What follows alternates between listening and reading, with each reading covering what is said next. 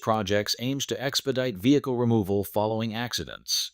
According to the Road Traffic Safety and Enforcement Seminar, the time from an accident's occurrence to police arrival accounts for about 30% of clearance time, with traffic congestion worsening exponentially due to supply-demand imbalances. Therefore, we proposed a pipeline that enables anyone in the car accident the ability to record the scene. People can reconstruct the scene simply by recording it with their cell phone. In this way, we can significantly reduce the time required, thereby alleviating traffic congestion. This plot shows the overall workflow for our project. We start by recording a video, then apply a Laplacian operator threshold to filter out any blurry images. Using Colmap, we then determine the camera positions and generate point clouds. With this setup, our proposed Gaussian splatting model is used to train the scene.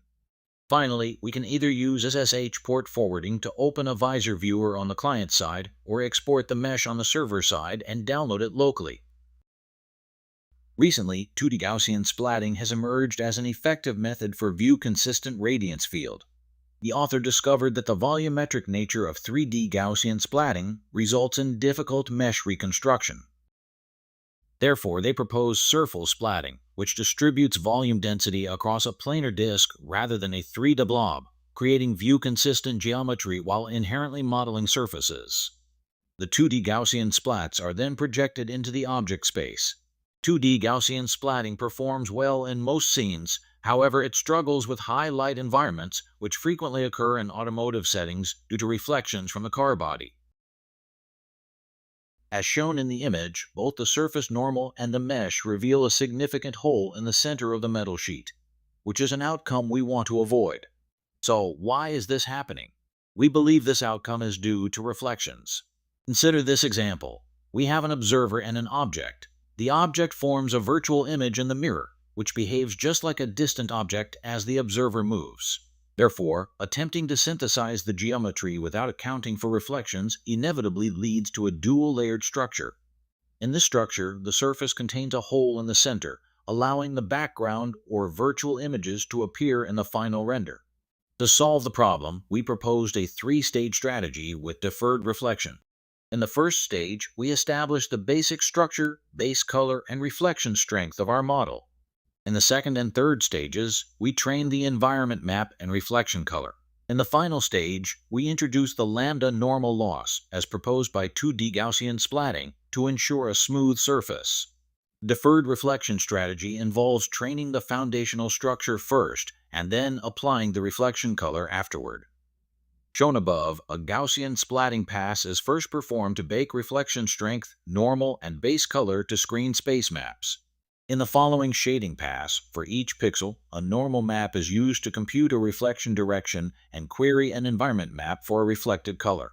The reflection strength is then used to blend base color and reflection color into the final result through interpolation. An image loss and lambda normal loss is used to backpropagate gradients.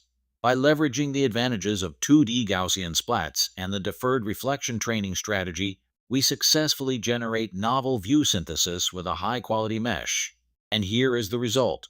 As shown in the normal map, we successfully filled the holes caused by reflections, demonstrating significant improvement compared to 2D GS.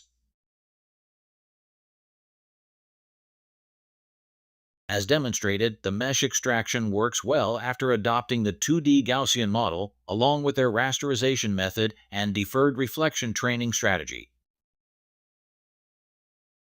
Once the mesh is completed, we can proceed to the final step, calculating distances within the scene. Using applications like MeshLab, we can easily calculate distances based on known measurements. For example, we found the dimensions of the reconstructed car model, Lexus RX 450h, online. By using the car's length as a reference, we calculated the scale ratio between the model and reality. With this ratio, we determined distances within our mesh and assessed the error rate.